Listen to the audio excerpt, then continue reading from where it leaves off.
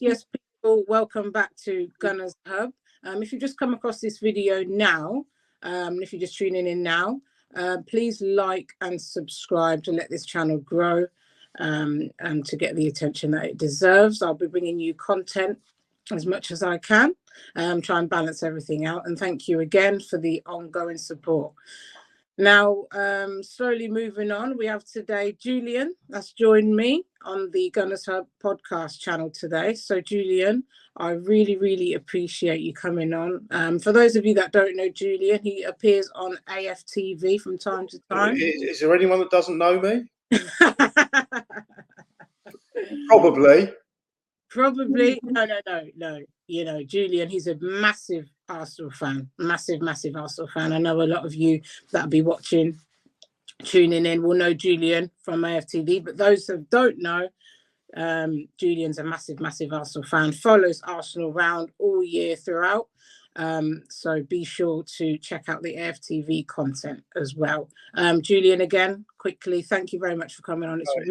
It's a pleasure. It always reminds me of that line of do you not know who I am, from when we were in Orlando with Lee, and we started talking to these girls, two girls we saw in Arsenal shirts. So we started talking to them, and Lee says, "Do you know who we are?" And it was one of these absolute tumbleweed moments when the girl said no. That's it. So it was just so beautifully awkward. Yeah, it can be, but for you just gotta, set the record straight. Just if they don't, then a quick, Yeah, it wouldn't be a line that I would usually use, not tongue in cheek, because it's an awkward moment, isn't it? It is an awkward moment, because I mean, I do aspire to be one day a Z-list celebrity. Not quite there yet. We're probably, if you go to football in one of these really big grounds, they go A to Z in the rows, and then they go a bit further. They get UU, ZZ. At the moment, I'm pretty much in the ZZ row of celebrity fandom. So, there's one day I'll reach to be a Z-list celebrity. Not quite yet. Julian, you're getting there. Getting there. You are getting there. That's the main thing. No, but honestly, great to have you on. We're going to touch a lot on, who we've been linked with. The main one, actually, Benjamin Sesko. Now, we've been linked with Benjamin Sesko, 21 years old, currently plays for RB Leipzig. Now, I didn't know a lot about Benjamin Sesko. No, I did my research. I watched a few videos, and I've watched, how he looks quite decent. Now, my question is he what we need? Is he going to be the one to get Arsenal over the line, Julian? What's your perspective on this link with Benjamin Sesko? 21 years old. What you think do you think we need a project striker at the minute, or do you think we need to be going for someone in the market that can just hit the ground running? Tell me, Julian. Okay, well, the first thing I really like, Monty, is the fact that you admitted you didn't really know much about him. And I think if most of us are honest, probably this time 2-3 months ago, I hadn't heard of him. No. And I think most fans that are clamouring for him now would also, if they're going to be true to themselves, would admit they'd probably never heard of him. So you could just bring up any name and you could give it maximum hype, and most people will go along with it. And you talk about you've seen him on videos, and I've seen the YouTube videos, and they're pretty impressive. But I've seen a lot of very unimpressive players that have played in the Premier League. Yeah. And I've seen their YouTube clips as well. And even if you go back, if YouTube was in existence when I played, and people had cameras, and you sort of took all the great clips of me playing football, you could probably make me look like an absolute star. So I'm never sold on the YouTube clips, because it's very, very easy to find, the odd moment.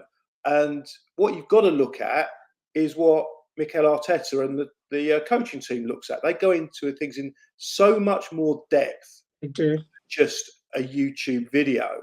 Now, one of the questions you ask is, do we need a project striker? Now, for me, the whole team has been built on a project. that you can go the way that Real Madrid used to go. Not so much anymore, in as much as they just bought superstars. Yeah. And when you get a superstar, usually there's only one way that they can go, and that's downward. And if you look at stocks and shares, if you look at players, it's all the same. You look at business, what you want is someone on the up. That's right. And if you're building for long term and you've got unlimited funds, then you can buy at the top and just hope that they'll maintain that position for a period of time. But no one stays at the top for that long. Usually, these players peak between 28 to 30. Yeah. Depending on the positions. Goalkeepers and centre halves a little bit later, but the majority of players around 28 to 30. Now, 21 is obviously, it's very, it's still very young. Very young. But actually, when you look at the makeup of our team, a lot of the players around that age have broken into the team around that age and started to contribute quite effectively. That's so right. this isn't a this isn't a 15, 16-year-old. This is someone that's actually started to make an impression. But if you look at the amount of goals that he scored, it was only actually towards the second half of the season that he actually started bringing in the majority of his goals. I think from what I've seen, he scored 2 in his second game when he came on as a substitute, and then he didn't score for another 13 games, at which point he scored towards the end of January. Yeah. And then since then, I think he just went on a great scoring spree. And also he was assisting as well. That's right. So you're actually looking at a player that hasn't had the most phenomenal season. He's had a phenomenal half of a season, which is still impressive. He's obviously got talent. Yeah. The other thing about him with his height, he does fit the profile, because what Arteta's done as opposed to what Wenger did, Wenger just filled our team with small, skillful, nimble players. And Arteta, I think, has realised that doesn't work in the modern game. You need some, you need speed, but you need physicality as well. And if you look at the team now, they're big and they're strong. And there was a great picture, I think it was before the Sheffield United game, of the two teams lined up in the tunnel. And in years gone by, when we'd played these teams on a Monday night up north, and one thing the other teams usually had over Arsenal was their physicality, especially on, there was a cold, windy night in Sheffield, and that's what it was. Yeah. But when you looked across at those two teams, not only were Arsenal more skilled and more determined, but Arsenal were physically stronger and bigger than the opposition. And they took Sheffield United apart within the first few minutes. I think it was like 3-0 up after 15 minutes, 4-0. I think it was 5-0 at half time. And they were just physically imposing. And Benjamin Sesko, 6'5", so he's going to be good in the air, even if he isn't, just by the pure fact how tall he is. So not only have you got a player that can score goals, the other thing you've got is he's 2-footed. Mm-hmm. He's good in the air. He's going to be good in the air. You can't not be good in the air at 6'5". Yeah. But he's also defensively sound as well. Because one thing Arteta builds his teams around is actually we are a defensive team that can score goals. He builds it on defence. Some of the performances, a lot of the performances we scored a lot of goals. We didn't concede.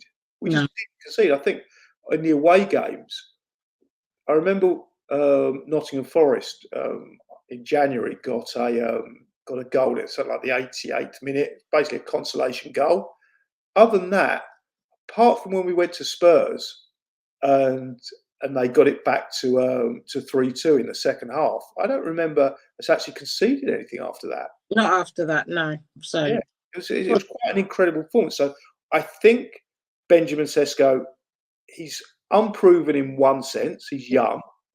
He hasn't got too much experience, but the signs are positive. Yes. If you can get him at the right price, which it appears like you should be able to with this clause, the exit clause he's got, then if you've looked at him, it should be mean, I trust Arteta's judgment, but he definitely fits the profile of what we've had and what's made us successful.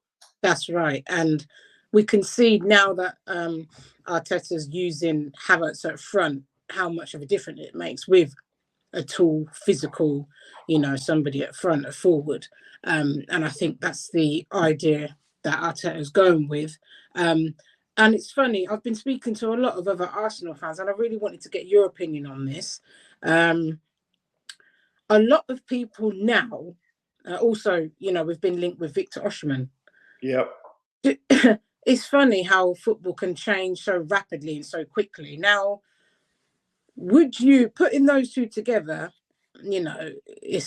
everyone would think, well, that's a no-brainer for Victor Osimhen, if you was to ask most people and most, Premier League clubs or clubs across the world, whatever. Do you think we should go for Victor Osimhen, or do you think that's too much of a risk? I mean, I think Victor Osimhen is too expensive at the minute. I think we won't be able to fill other positions if we do go with Victor Osimhen. But at the same time, Benjamin Sesko ticks quite a few boxes, more than I actually originally thought. Would you say no straight away to Victor Osimhen, or would you, just trust? It's a hard one, really. Well, it's not if we're restricted by a budget, because if you've got a player that's beyond your budget or anything, if you can't afford it, it's not worth the consideration. Yeah. What you get for he's undoubtedly a great player. He's been doing it for longer than Benjamin Sesko, purely by his age. He's had a great few seasons. His reputation has been growing. Yeah. But if Arsenal are a club that is restricted, like every other club at the moment, everyone's restricted on how much you can spend because of the financial fair play rules that are currently in place, that within the next few weeks might not be in place anymore, depending on the result of the Manchester City verdict. Yeah. Then you have to spend so much on your squad, and if you blow everything on one position, then you're not going to be able to buy in the other positions. That's it. So if all you think you need is one striker to finish off your jigsaw of a Premier League champions, then you go for him. That's right. Then you've got no more money for any other position. That's right. You leave yourself very limited in other positions. Yeah. And then, of course, if you're totally reliant on one player and he gets injured, then what? Then what? We're back to square one. Yeah, you're back to square one. And any player can get injured. That's right. How good they are. Look at Partey. He's particularly useless for us. A lot of the time he's been at Arsenal, not because he's not a great player, but because he's constantly injured. Yeah. And he had a great injury record before he came to Arsenal. It really did. Really did. And other positions, I don't think, we should just go out all four striker and not fill any other positions, because we're going to leave ourselves short. We're going to be in the same position again. And then that's another year, another 2 years that we need to, go back to the drawing board. And I don't think we can afford that, considering how close we are to the title. Yeah. And the other thing to consider is, if you bring in Osimhen, then he's a starter. He has to be a starter. So then what are you doing with Jesus? What do you do with Havertz? Yeah. Is Havertz then going to be your number 2 striker, your backup striker? Are you going to have to sell Jesus? Because the way it is at the moment, you've got Havertz seems to be your number 1. Yeah. And you've got Jesus that can fill in. Trossard can potentially play there as well. You could even say that Martinelli could definitely do a job in that role. But you bring in Osimhen, he's a starter. So what do you do with the rest of the players? Or are you mixing it up? Are you playing in one game and Havertz another? Are you giving? It can disrupt the squad. It can disrupt the squad. It definitely can. But we'll have a lot of games to play. We're going to be in a lot next season. We need to make sure we're not, running other players into the ground. Let me just use the Saka, for example. You can see some games he's absolutely knackered. He needs rest. But do you know what? I had a thought, and I was doing some reflecting, you know, to myself quietly, and I thought about Jesus a lot because I really do like Jesus. I like what he brings. I just like him as a player. He's very skillful. He offers a lot on the pitch, and I thought, well, why don't we play him on the right position, on the right? Yeah. And Saka's not playing. We could put Jesus there. That's not a bad idea either. We know Jesus can do a job. We know that. Up front, maybe not so much, and he's not really clinical enough. But on the right, I don't see why not. He's a player being wasted, in my opinion. If not, move him on. You know. Yeah, I think that's an excellent idea because it's one that I share, and anyone that shares my opinions is obviously coming up with an excellent idea. So depends on this knee injury. I mean, it's been ongoing now for 18 months. He first did it in December 22, wasn't it? At the World Cup, and he's never quite been the same since. He's had the odd game where he's been brilliant. I remember seeing him in Seville. He scored a brilliant goal, and then he did the most amazing assist, and he had such contribution. And then he was out again. Brilliant, yeah. In and out of the team since that World Cup. Yeah. So that's been 18 months now, and we've only actually had him for 2 years. So the majority of his time at Arsenal has been blighted by this knee injury. It hasn't been particularly serious. It wasn't like Timbers, where he was out for a year, but each time he's been out for 3-4 months, then maybe a month, and you can never. It's a very stop-start career, so we've probably not seen the best of him. But it might well be that injury will be ongoing. Yeah. Well, actually, the older you get, and I've had this playing football now, being in my 50s, I've seen that these injuries catch up with you. That nothing ever seems to get better. No. It just seems to get worse. If it can't be healed, it becomes chronic. It becomes worse and worse. He drops down. So it might be, and I hope it's not the case, that this injury has pretty much scuppered his career at the top level, and he's just going to go downhill. Hopefully that's not true. And if he comes back and he's not playing in Copa America this summer, so he can have a full summer of recuperation, if he comes back as the same Jesus as when we bought him, absolutely, he can fill two positions very effectively. Okay. He can come in for Havertz and he can come in for Saka. And I totally agree with you, is that Saka, of all the players, he was being overplayed. 100%. He looked ineffective towards the end of the season. A lot of the games, for me, he was the least effective player on the pitch. And that's not because I think he was, he's a bad player. He's a very good player, but it was just catching up with him. And you had Reece Nelson, I thought was a good player, but obviously Arteta doesn't share that opinion. No. He trusted him more with starts instead of Saka. But he obviously didn't trust the backup that he had. Therefore, he was just playing Saka. Saka turned up with one leg and he's off. That's right. It's true. There was obviously nothing. There was no suitable backup. So absolutely, if Jesus is fit enough, then he can fulfil that role, and he can also be, play up front as well. So that's where you can mix it up, and he will get enough games, and so will Havertz. And then what you need is, it looks like Eddie's going to be on his way. Yeah, he wasn't really getting any after. I think it was Fulham on New Year's Eve. He basically hardly got a sniff. Eddie Nketiah hardly played at all. So it was basically Havertz and Jesus, but Jesus was injured, so it was pretty much Havertz. And you do need that extra striker in that position with the amount of games they've got. We do. So I would probably go, depending on how good this Sesko is. He appears to be, the real deal. But again, being that sort of size, is he very similar to Havertz? Are you looking for another Eddie type player? Yeah. Or of a Jesus? But if Jesus is fit, Jesus can fill that role. And then you've got a third option. And again, with the amount of games we've got, and at his age, I think he'll still get enough games. That's right. It's definitely true. And we need good depth. Like you just touched on, Arteta, for instance, he might not share the same ideas as, other fans with the Reece Nelson, situation. Because there's been games where he could have come on and filled some games for Saka. But Saka was just running to the ground. But we need depth, and if we do get depth, we don't want to bring in these players then to be sitting on the bench and Arteta and not use them in the games. That's not what we need. Obviously, I hope the some subs are sorted out this transfer, because there's no, Emil Smith-Rowe, Eddie Nketiah, Nelson. Nelson got offered a new contract. Eddie gave the number 14 shirt. In my opinion, that holds a lot of value, especially when you see Thierry Henry playing that number shirt. And they're not getting the sniff of the first team football. For me, move them on and get depth and get people in, players that you're going to use to affect the game. Because like you said, there's no point bringing on, for example, Saka.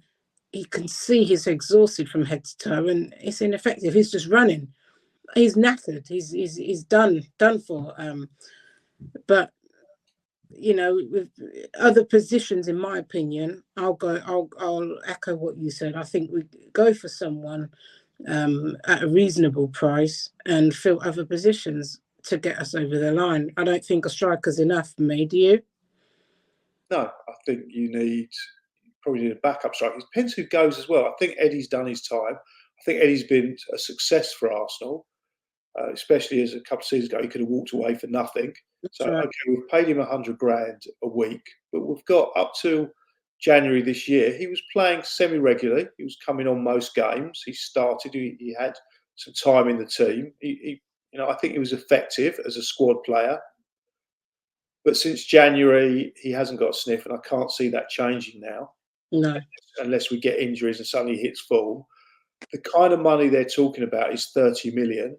So even if you do the maths on $100,000, he's been there for 2 years. Yeah. It's about £10.5 million. If you get 30 back for him, then that's good business to have signed him on that contract, got some value out of him, and we have got value out of him. I mean, 100,000 is a lot of money, but in the scheme of things, we've got value for that, for the amount of games that he has played.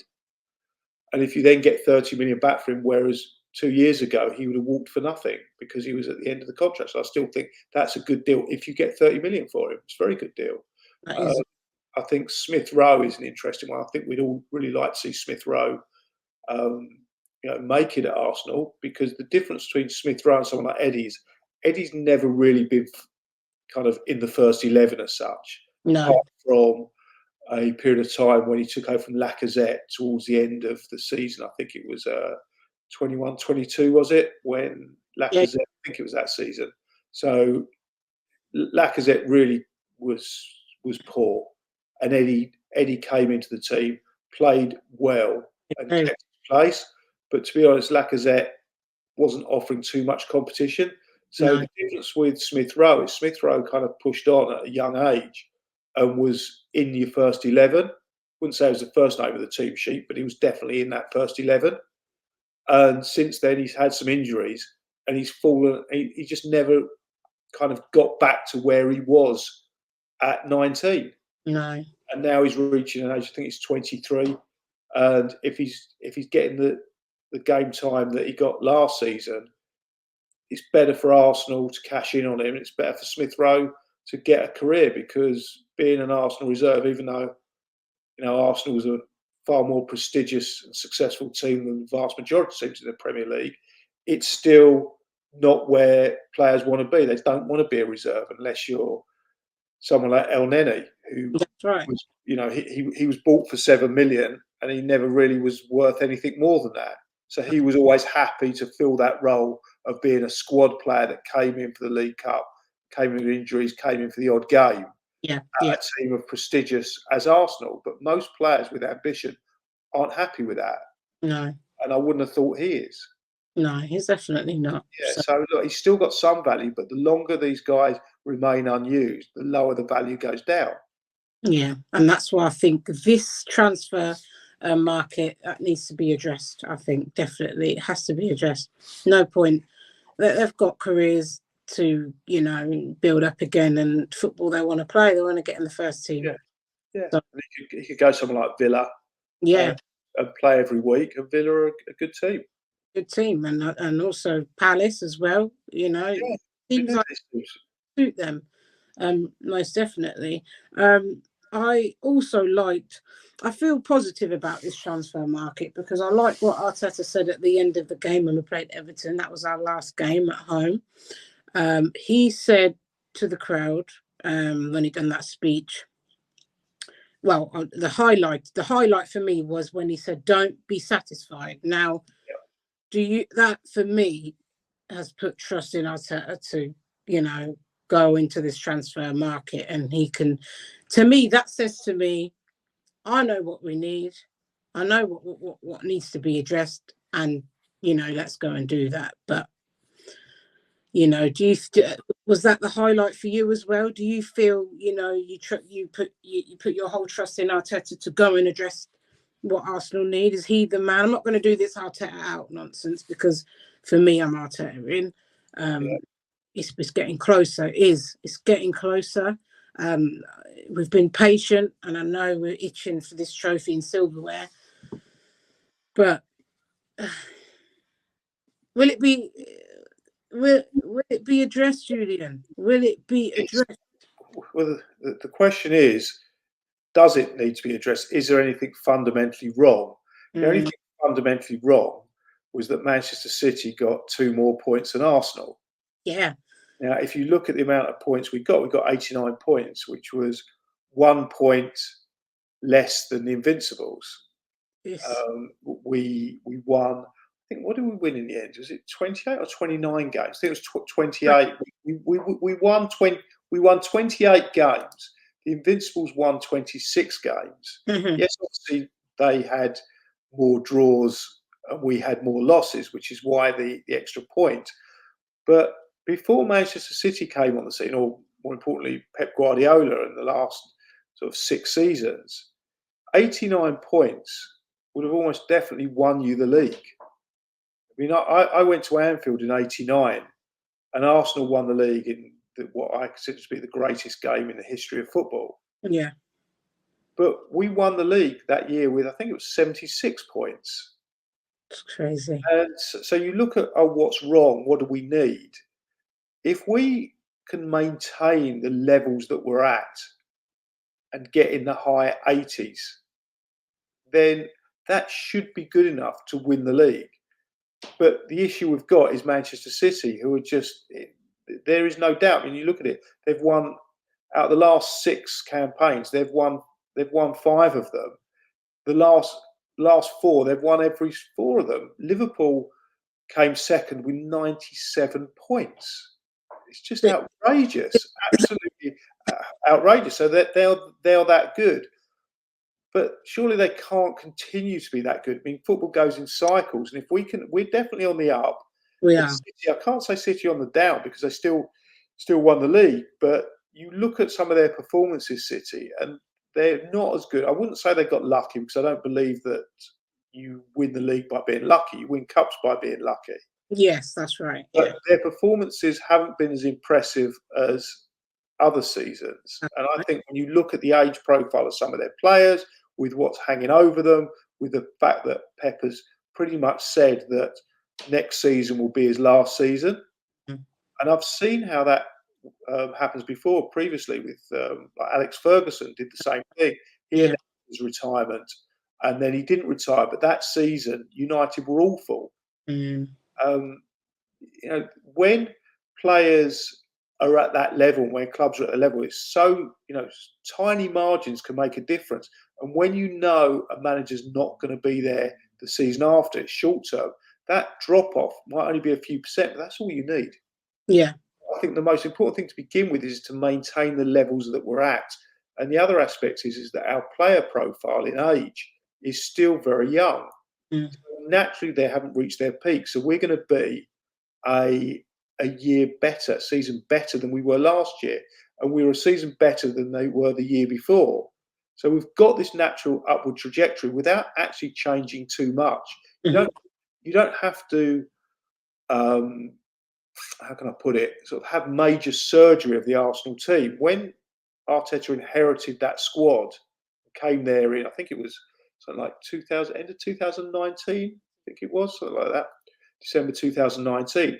The club was probably at its lowest ever that it had been in about 30 years.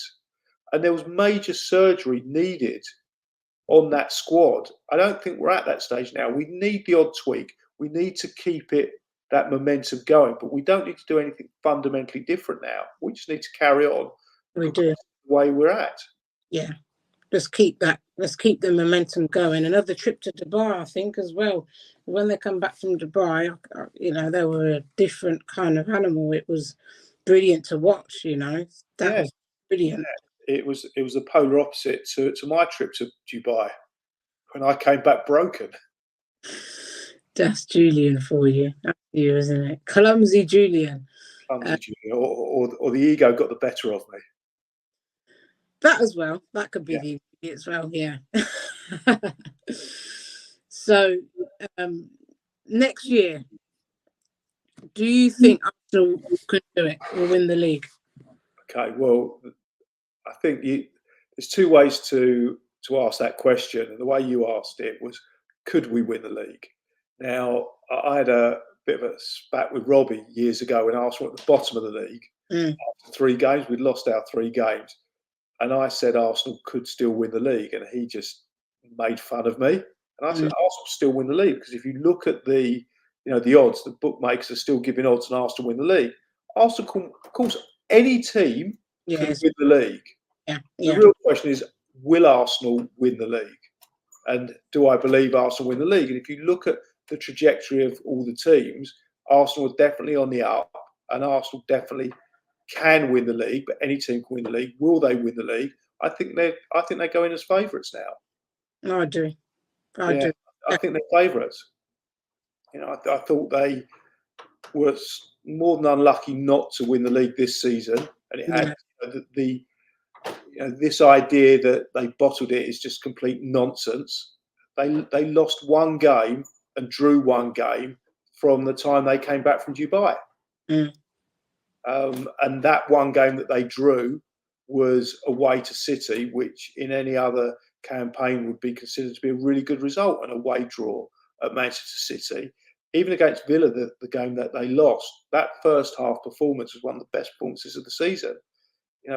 We missed some absolute sitters, and had any of those goals gone in and Arsenal been 1-0 up, I think we'd have gone on to win that game quite easily and won the league. It was that close. Yeah. So I think that the performances have been brilliant. Things are always going to go, however good you are, things are always going to go against you at some point. That's what made the Invincible season so special, that they could go the whole season undefeated. But even when you look back at that season, if it wasn't for Van Nistelrooy missing a penalty, and I think he just hit the crossbar at Old Trafford, Man United, that was in the last minute. Man United would have won that game 1-0, and Arsenal would never have been invincible. That's right. So at any point in the stage of the season, something can go against you. 100. Yeah, and the second half of the Villa game, or you can even argue the first half of the Villa game, the fact that they didn't put the ball in the net when they had so many opportunities was the moment it went against you. But then you can argue the other side. If you can't put the ball in the back of the net, that's football. No, you can only blame yourself. I mean, there were some saves, but not that great. It was some awful misses. It was awful misses. That's the thing. Being clinical, be clinical. What we need. That's what we.